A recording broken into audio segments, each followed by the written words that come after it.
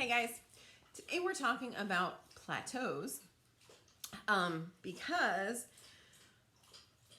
when you guys ask questions, particularly in Bedrock Nation, when you use the group to ask questions, that's how I know how to help you.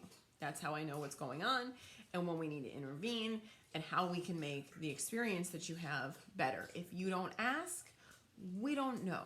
And so I take the questions that I hear though from clients, and the more I hear something, the more I realize it's something that a lot of you struggle with or have questions about. And that's how I decide what content is relevant for both Bedrock Your Body to a Healthier You, which is our privatized group for the public. This is a way for you to introduce people who don't yet understand what Bedrock Nation is about to how we work and what we do.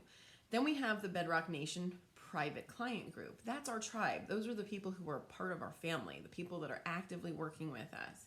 That group is special for you because you have complete access to us and the team to be able to ask questions in that setting, to be able to get answers to your health questions because you are a client. So there's more information, more value, more in-depth answers to your questions in that group. So please remember, if you are a client of ours, utilize the Bedrock Nation group. If you are someone who's just figuring out who we are, learning about us, being introduced to us, Bedrock Your Body is a place for you to get to know us, to see the kinds of things we do, to hear stories from our clients, to hear the success that people are having by working with functional nutrition and changing their lives forever. And our YouTube page and our BitChute page are places where I put the playlists together for either the classes that I teach. So we teach the Paleo Total Transformation, which is our Nutrition 101 class. This is for people just learning about their bodies, just starting to understand how food affects their bodies, looking for solutions, wanting to understand how phytates and lectins cause leaky gut damage, and leaky gut then leads to inflammation and a myriad of other health problems.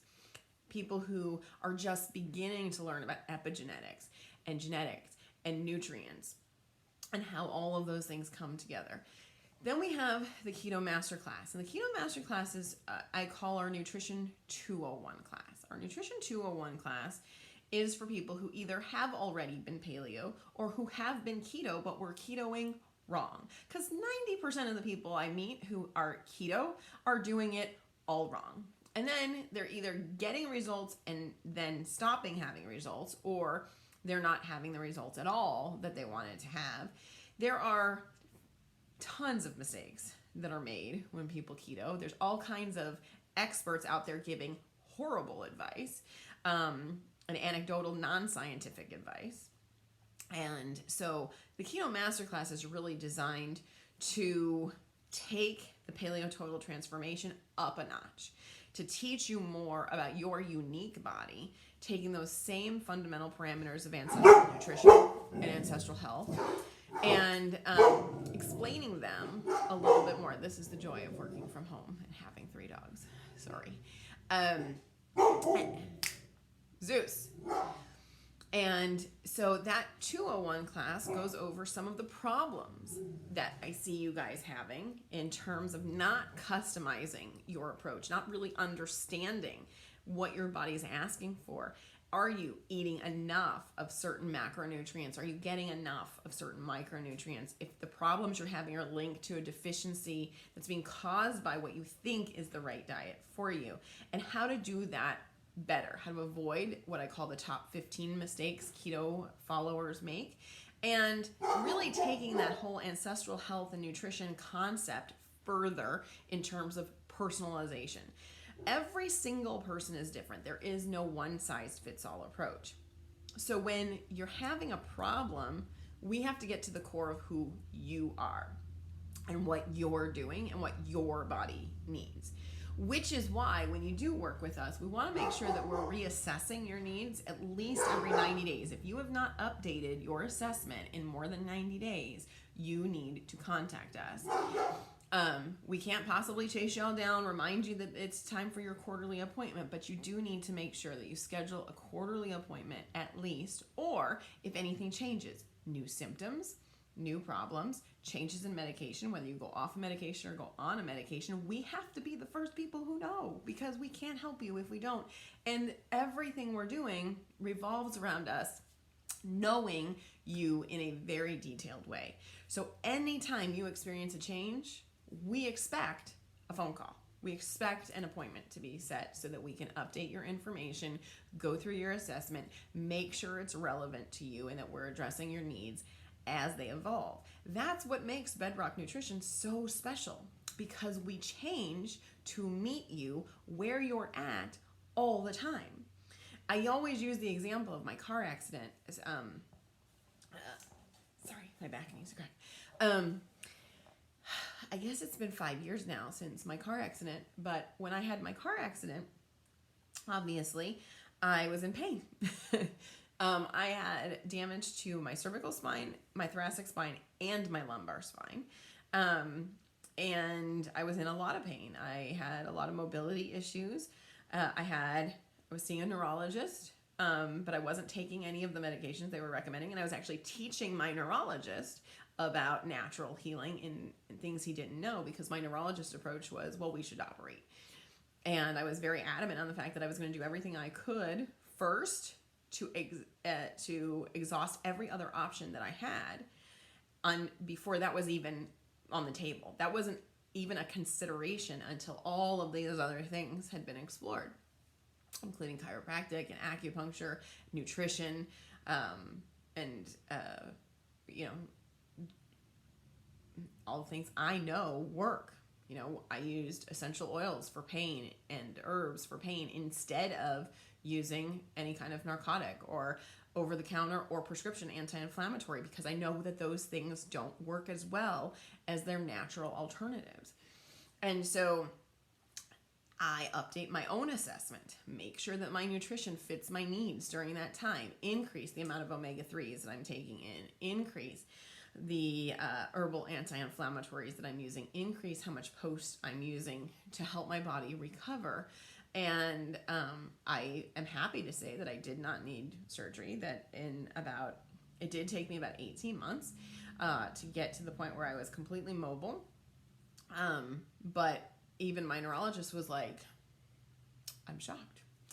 And that's what I want. I want all of your doctors to be absolutely shocked with how ignorant they are and how much better you do without them. That's the goal of Bedrock Nation. That's the goal of Bedrock Nutrition, is for you to understand how your body works so you adapt to your biology instead of what you think, right? Instead of what you think you know, you stop thinking and you start listening to your body and responding to it, because your body wants to be perfect. Your body wants to function optimally and your body wants to heal. Your biology has the capacity to do that. You are the problem. You're the thing in the way. And so what our education is all about is teaching you how to get out of the way so that your body can do what it was designed to do and knows how to do better than you do, better than your doctors do. Doctors are great at prescribing and operating. That's it. That's all their education teaches them how to do, unless they have, in their own case, had to step outside the box to save their own life. So your best practitioners are the people who what they learned in school failed them, and they had to think outside the box in order to save themselves or someone they loved, right? I wouldn't be here today if it wasn't for the fact that I stepped outside the box to save the life of someone I loved, not even thinking that there was anything wrong with me, and in turn reversed 9 autoimmune diseases in myself, trying to help someone else. And learned through that process that every single thing I had ever been taught was wrong, and there was a better way. It's a constant process. You don't learn everything and suddenly you're better, and then, that's it. There's nothing else to learn. We learn every day from our bodies. We learn every day from science. We learn every day by doing. And this is a process that will last you from now until the day that you die. You don't ever get to know everything. You are constantly learning. So am I. There are things I have no experience with, but I will work my ass off to figure it out no matter what. That is something I'm very proud of, and that is something that I hold very dear in terms of how I work with people. If there's something you have going on and we can't understand it, we're going to figure it out. We're going to figure it out better and faster than anybody else. And if it takes us forever, I'm not going to quit, because that's what we're about. We are about empowering you with information and knowledge that is true, that is scientifically evident, that isn't skewed by who's paying for the science, but is true to you. We respond uniquely to what your needs are and who you are. So, there are a lot of things I want to cover in this video today, and I'm going to apologize in advance for this being a lengthy video, but I think it is an important video. I think we're going to cover very important information that almost every one of you is going to take something from this video and apply it to your lives and come out the other side much better. So the first thing I want to say, my back is really bothering me. Sorry. When we start working with somebody, a lot of times we've been taught or conditioned to measure our progress by our weight, right? As a woman, as a mother, this is something that is really prevalent in my own life. You know, I see pictures of myself or look at myself in the mirror, or I see myself on camera, and I'm very harsh in terms of how I judge myself. As a matter of fact, I'm more harsh in terms of how I judge myself than I would ever allow anyone to speak of themselves or someone else. And I think that we all do that. I think we tend to be our own worst critic. And it's very, very difficult sometimes to even see the progress that we make or celebrate the wins that we have, because we're so busy undermining ourselves. We're so busy cutting ourselves short. And oftentimes we have learned that our value or our health or our what is significant is how we look, what we weigh, what size clothes we wear, right? And I want you to start first by understanding that you get healthy to, your goal has to be getting healthy. And in the process of getting healthy, you will lose weight. But if your goal is to lose weight, you probably won't, because you have to get healthy in order to be your best weight. And if there are things preventing you from getting healthy, it's very difficult for you to lose weight. More so for women than for men, but true for both genders. Men have the added benefit of having extra testosterone, so it is a little bit easier for them to lose weight, but sometimes men can lose weight and still be unhealthy. Or they can lose weight in certain places, think they're okay, but have stubborn belly fat, not realizing that belly fat is linked to cardiovascular disease or liver function problems, etc. Can actually be hormonal dysfunction, can tell us that there's issues with erectile dysfunction or low testosterone or cardiovascular disease. There's fatty liver. There's all kinds of things that belly fat could be indicative of. And when you're not losing that weight, it tells us that there's something still in the way of you getting healthy. So first, before we start talking about plateaus, I just wanted to clarify what your measure of your health needs to be. So instead of focusing on your weight, I want you to focus on, do you have more energy? Do you feel less hungry? Have you noticed that you have less cravings? Because that's an indication of blood sugar stabilization. If you're craving, there's problems with your blood sugar. Is your belly shrinking? Because that is indicative of systemic inflammation, visceral fat, organ damage, organ inflammation. are you shrinking but not losing weight? So I tell this story in the classes just as an example, because I hear this a lot. I hear people who say, well, I haven't lost any weight.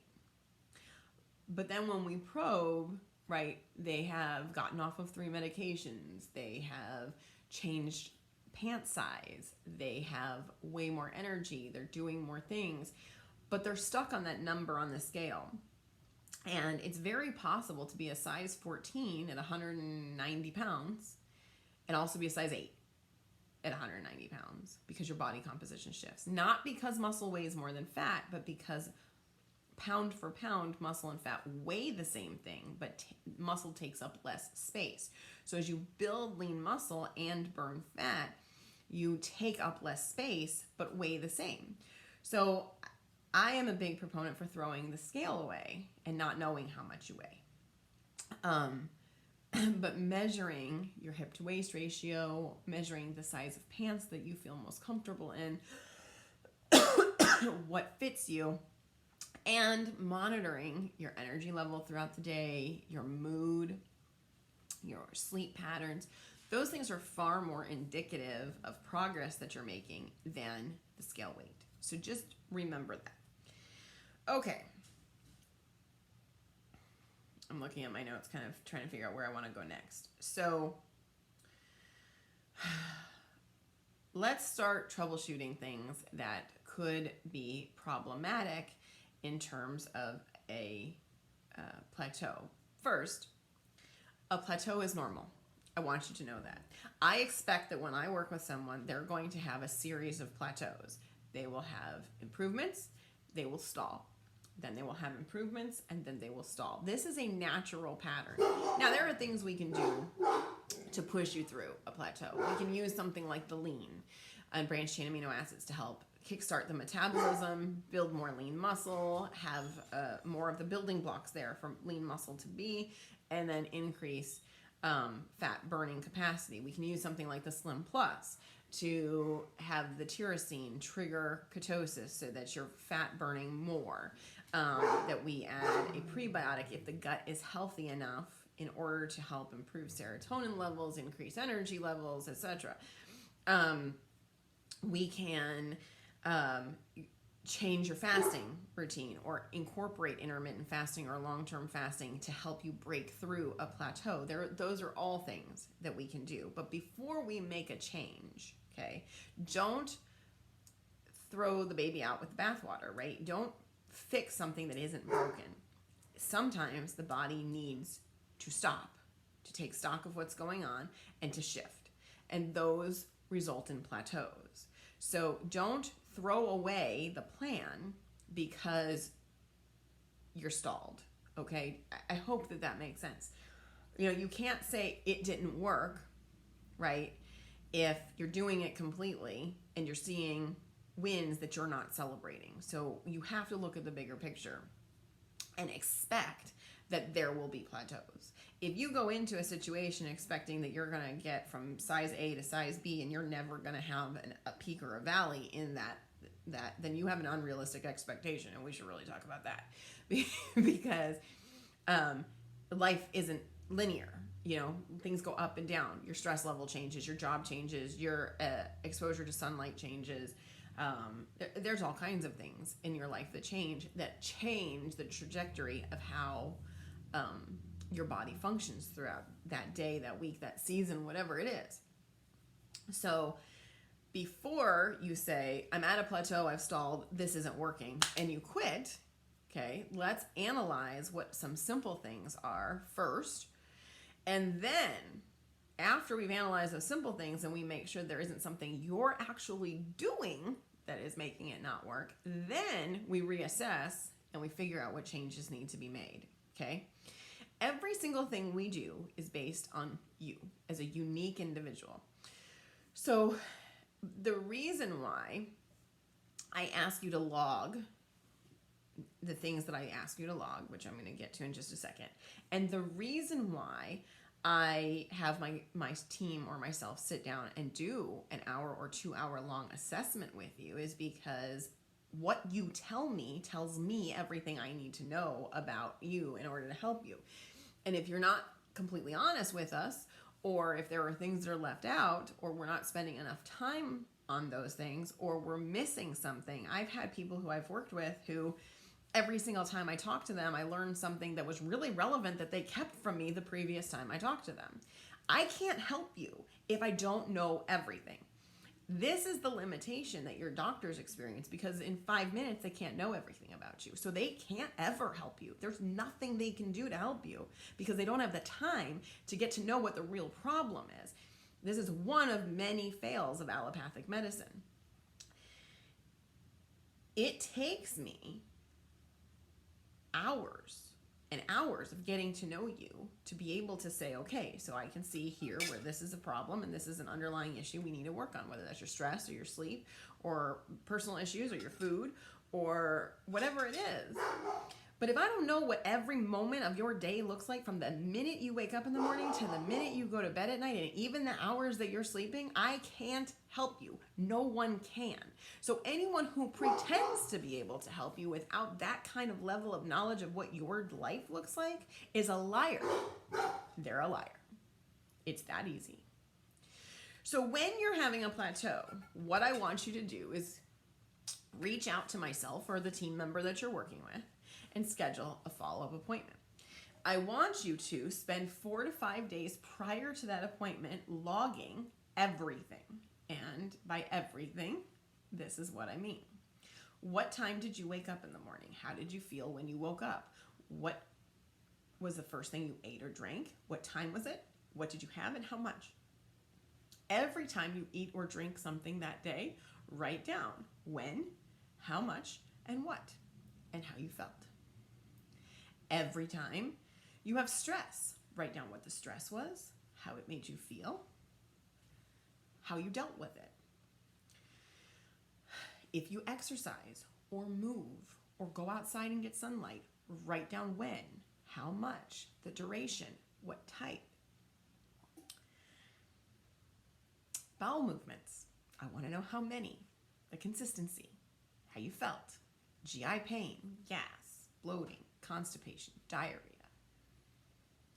I want to know how you slept. Did you have trouble falling asleep? Did you have trouble staying asleep? Did you wake up through the night? Did you have trouble falling back asleep if you woke up? Did you dream? Did you wake up feeling refreshed? Or did you wake up feeling tired? Were you thinking about something? Was that hamster in the wheel in your head spinning and spinning out of control? What has your sleep been like? What has your stress been like? What's your movement been like? How much sunlight have you gotten? Are you taking your vitamins? When are you taking your vitamins? What are you eating? Are you getting enough protein? What's going on in your personal life, business life, health that is affecting you in other ways? I need to know everything. I cannot stress this enough because you can't work with us and expect us to help you if you aren't being completely forthcoming. I would rather you be honest with me about shortcomings and things that you do incorrectly. I'm not going to beat you up, I promise. But I am going to draw attention to the fact that these things are the reason you're not having the success that you want. If you're doing absolutely everything right, we will find patterns based on your symptoms and what's happening to be able to pinpoint what your body needs that it is either getting too much of or not enough of. Right? We can see if there's too much of one thing, not enough of something else. We can see if there's a pattern that every time this happens, you're feeling bloated, or every time this happens, you're feeling lethargic or less energy. That matters. And so being able to have that log, you being aware, and us going through that is the discovery part of this. But here are a couple of things I do see happen quite a bit. Okay. And so when you're worried about a plateau or you're having a plateau and you're concerned, what are the things that we need to first address? Oftentimes, if you have a history of dieting prior to working with us and you were restricting calories or you were using some kind of weird product, you will have a sluggish metabolism. And sometimes having a metabolic problem and your metabolism being slow is a hard thing to overcome. You could also have atrophy. So very often when we diet, we lose muscle mass. And as that muscle atrophies, the body actually turns it to glucose and spikes the insulin, making it easier to gain fat and more difficult to build muscle or burn fat. So in order to fix that, we have to first maintain the muscle that there is and then build muscle so that we can boost the metabolic rate. This is something that we address in the classes when we talk about adequate protein needs. Why do I have a minimum amount of protein? I actually have been working with some people recently, and this happens a lot, where when I tell them what I want their macros to be or how much protein I want them to eat, they are like, there's no possible way that I can eat that much protein. Or I'll have the opposite, and they'll say, that's not going to be enough food for me. I know how much food I consume, and without all the carbohydrates, I'm going to be starving. And either way, either one of those things, what they learn is once they become consistent with it, they were wrong. They need that extra protein. They feel more satiated. They have more energy. They sleep better. They start to build muscle. They start to lose fat, eating more than they thought that they could. Or the people who are concerned about the lack of carbohydrate in terms of like breads, pastas, rices, filler stuff that is not nutrient dense, that actually contains no nutrition and damages the metabolism, spikes the insulin, causes us to gain weight, raises our triglyceride level, all of that stuff.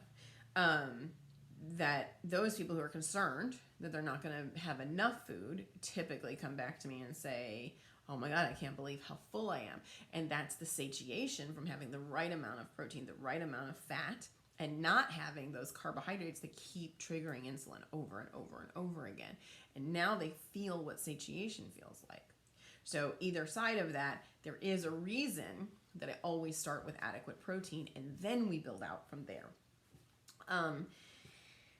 You have to heal first. And by doing that, we build back the protein, we build back the muscle, and then the body can go to the next step.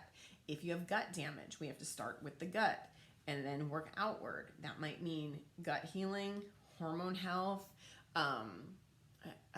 lowering inflammation. All of those things happen before we start to lose weight. I'm going to do that last. I'm going to talk about that last. So the first question is, are you using convenience items? Because even if you're using convenience items that say that they're paleo or say that they're keto or they're paleo friendly or keto friendly or have better ingredients or better versions of crappy food, right? They're packaged foods that's still not real food. So my first question to you is, are you eating only real food? I know, just like anybody else, that convenience and time is an issue. And for me, sometimes it is easier to grab the paleo crackers and a can of tuna fish, and that's my meal, right?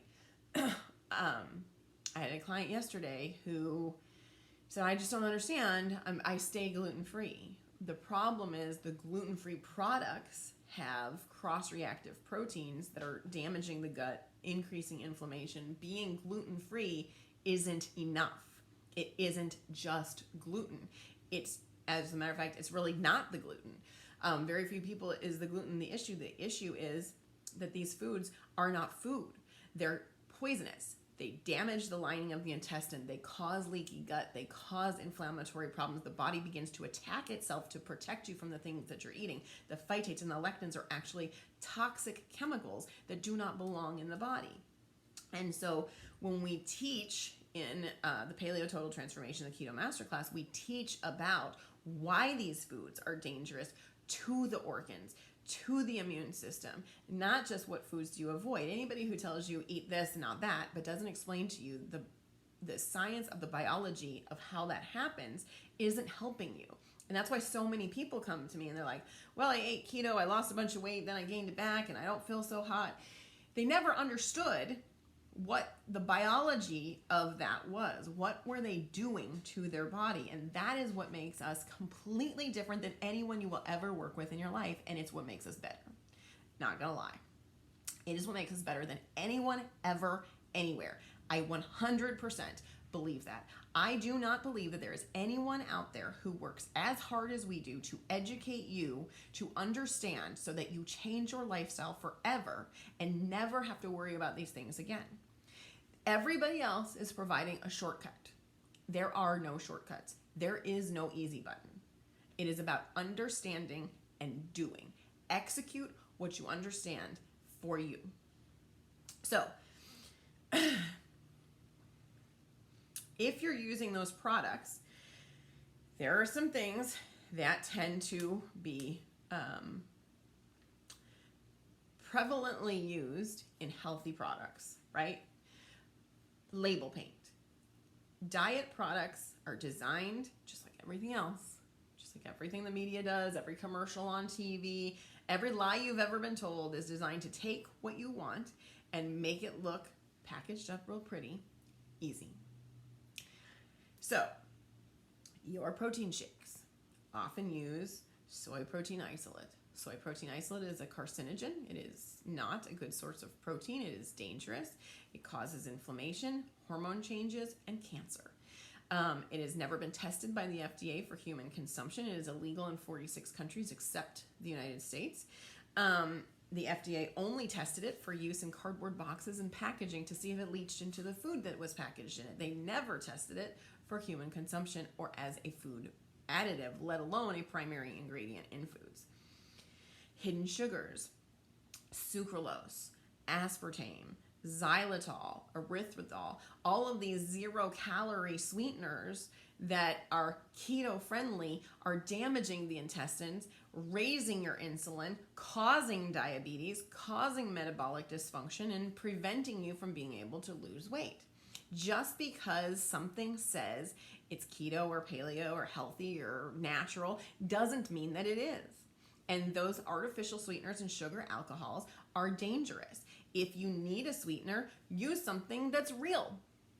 Raw honey, coconut palm sugar, grade B maple syrup, which is you can't find anymore because thanks to Obama, labeling laws changed. We're not allowed to tell you when something's natural. Monk fruit extract. Make sure it's not adulterated because most monk fruits on the markets add xylitol or erythritol to them, which make them garbage. Same with stevia. If you have organic green leaf stevia, natural stevia, that's great.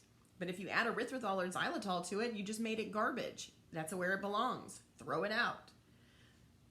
You cannot take shortcuts. You have to read the ingredients. And I have done this before. I have gone to the store, bought something, read the label. It sounded good.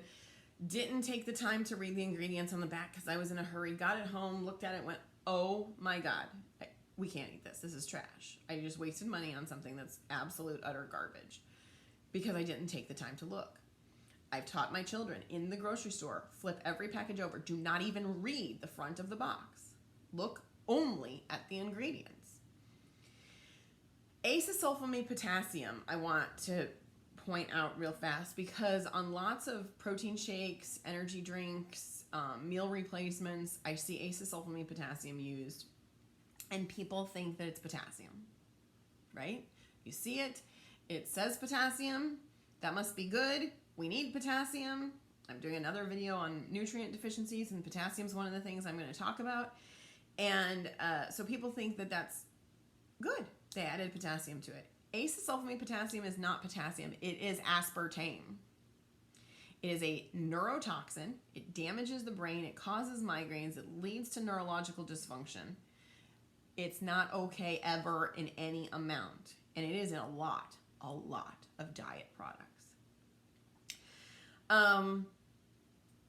One last one, and I'm going to be very transparent. When we started our own product line, we were using non-GMO organic maltodextrin as an anti-caking agent, not as a sweetener, but as an anti-caking agent. So very, very, very, very little. And this was something I hated because it comes from corn, so it's against everything I believe. But we went to great lengths to make sure that we had the best option. Some of our products still do contain a small amount. It is less than 1%. Technically doesn't have to be on the label because it's so tiny, and what we do is use it on the conveyors.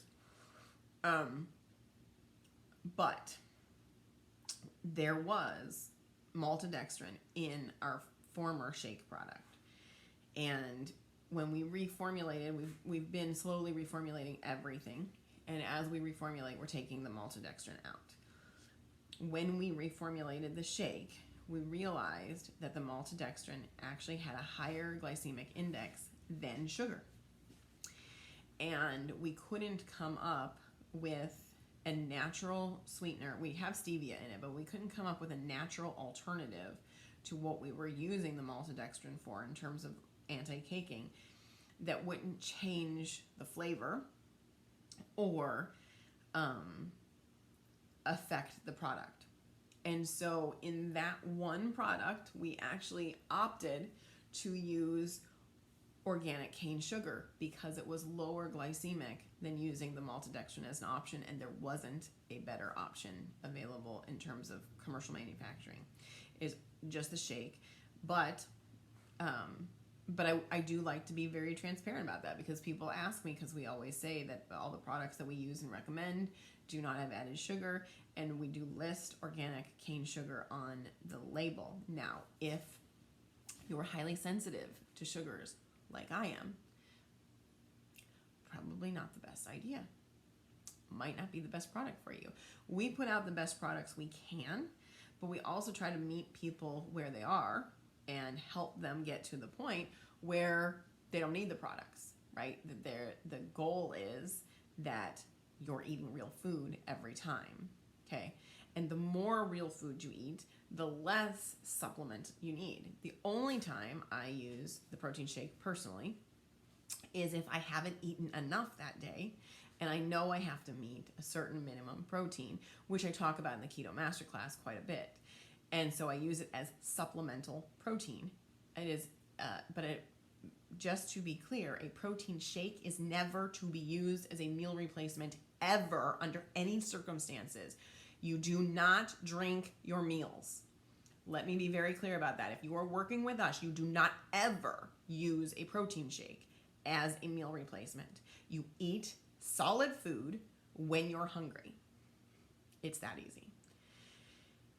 You can add a protein shake to something. I like to add it to my Kite Hill yogurt or whatever if I need extra protein at the end of the day. But very rarely do I do that. I'd rather go out and get a burger if I need extra protein. I know that there's a need for convenience items, and that's one of the reasons why we do have a protein shake, because it's a better option for people who are on the run who need something that's convenient. But even if that's going to be your go-to because you're in your car or whatnot, like there are days, that's what my son has in the morning because he's on his way to baseball, and he grabs a protein shake, but then he has to eat a couple pieces of bacon or hard-boiled eggs or something with it. He has to chew food first. You have to chew to signal salivary amylase to start digestion. So what I was talking about was hidden ingredients in products. And so if you're buying packaged products that are keto-friendly or paleo-friendly, look first at those and get rid of them. They are most likely the culprit of your problem and why you're not getting the results that you want. Okay. The next thing I want to talk about is hydration. There is a reason why we beat this to death in Bedrock Nation. When you eat a lot of carbs or you eat a lot of processed foods, you're a bread eater or a grain eater, you're having cereals, whatever, carbs retain fluid. So when you dump the excess carbs, whether you go paleo or keto or carnivore or whatever you're doing, whatever form of ancestral nutrition is applying to you at that point based on what we've determined is best for you after your assessment, when you eliminate that processed food that's high in carbohydrate, you dump fluid. When you dump fluid, you don't just dump water. You dump potassium, magnesium, sodium, and calcium. Okay, those are your 4 primary electrolytes. The human diet, no matter what it is pretty high in calcium. Very few people need to take a calcium supplement, and if you do need to take a calcium supplement, it needs to be combined with magnesium DK for adequate absorption, not take calcium alone. That's something we talk about during the assessment as well, and another thing that I like to beat into people. Most of the world is magnesium deficient. The soil doesn't have a lot of it anymore. We have monocropped the soil to death, and there just isn't enough magnesium in our diet. Potassium has a unique problem in that the body has no storage mechanism for potassium. So we take it, we use it, and we lose it. And when you dump water or fluid through dehydration, through sweating, through lowering your carbohydrate intake, and you're not retaining water anymore, you're losing inflammation, you're lowering your potassium. So one of the biggest mistakes I see people make is not staying adequately hydrated. I do hammer this home in both the Paleo Total Transformation, actually in all 3 classes, Paleo Total Transformation, Keto Masterclass, and the Carnivore Code. I beat this to death because this is the one area I think most people have the biggest problem with, and is the number one, one of the top 3 causes of a plateau or a stall in weight loss.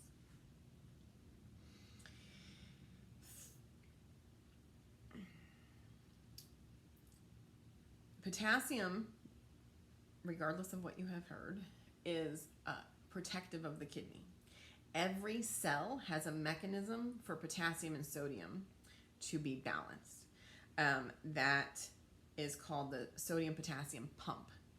And that sodium-potassium pump balances the potassium and sodium in every cell by bringing potassium into the cell and taking sodium outside of the cell wall.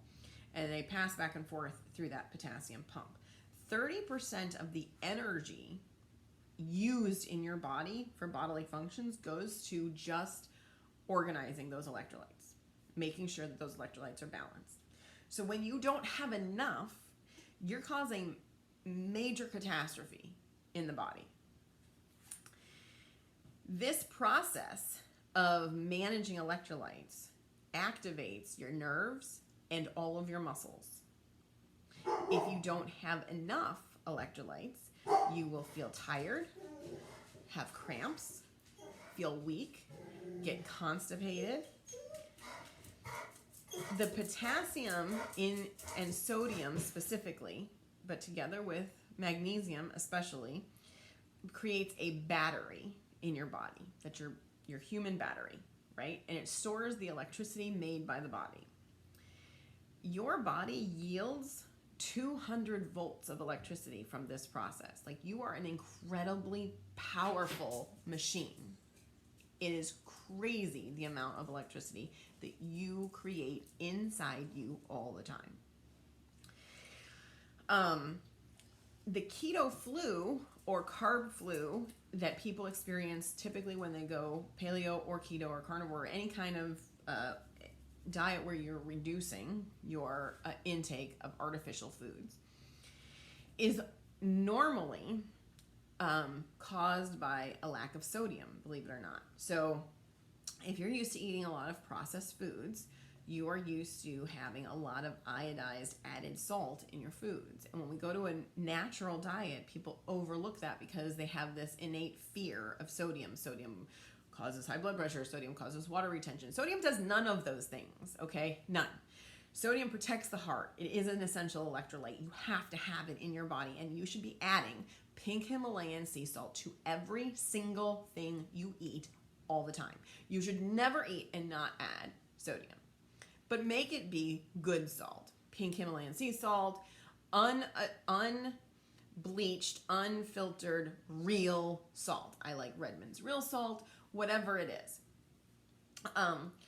But that lack of sodium is what typically leads to the keto flu. When we give you electrolytes, that's one of the reasons why when you start working with us, we tell you to use the hydrate 2 to 3 times a day minimally. when you're putting those electrolytes back in, it prevents you from having the carb flu symptoms, the headaches, all of those things that people complain about when they change their diet. That is very hard to make the first 2 weeks of changing your diet to a healthier diet flow more smoothly.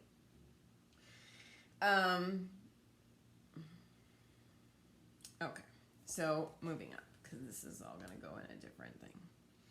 Couple other things to look at in terms of plateaus. Are you well hydrated? We've covered. Are you eating packaged and processed foods? We've covered. Next is going to be, how are you sleeping? Really, how are you sleeping? You can eat well, you can exercise every day, but if you're not sleeping, you're not going to lose a pound. Boom.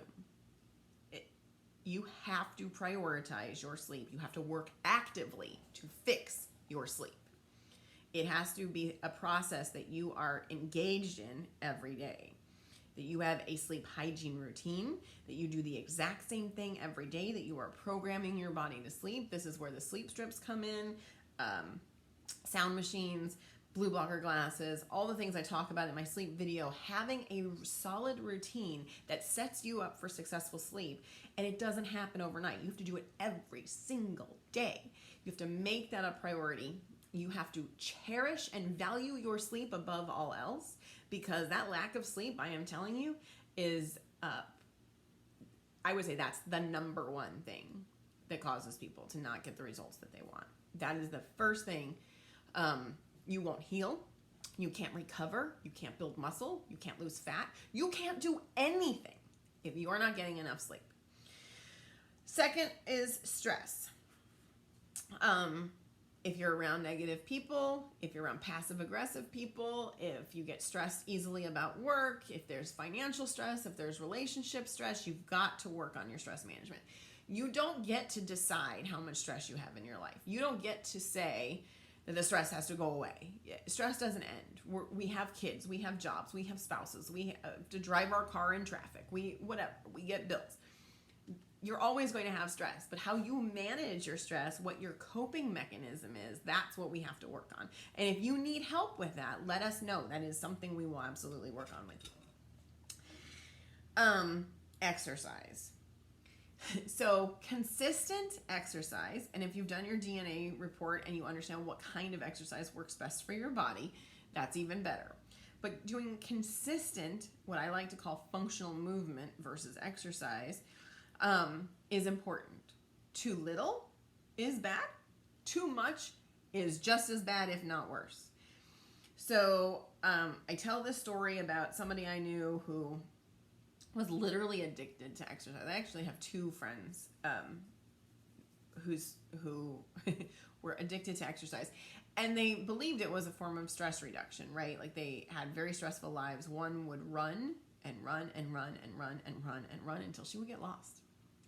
The other would bike and bike and bike and bike. And then when she couldn't bike anymore, she put her bike on a treadmill and bike inside. Okay. That is called chronic cardio. That raises your cortisol level. That causes you to have more insulin and more insulin sensitivity issues, and raises cortisol, so you have more inflammation. So over exercising is probably even more dangerous than under exercising. But you need some level of movement.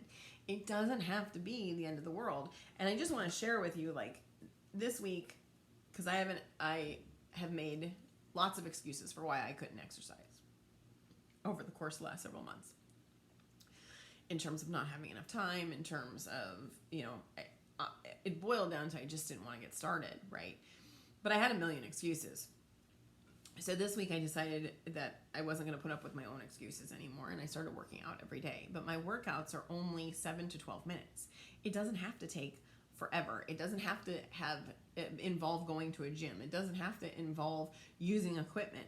I do a high intensity interval training type exercise for roughly 10 minutes a day, every single day, with no equipment other than my body. It doesn't have to be rocket science, but do something. Go on a walk, take your dog on a walk, crawl around the backyard with your toddler. I don't care what it is.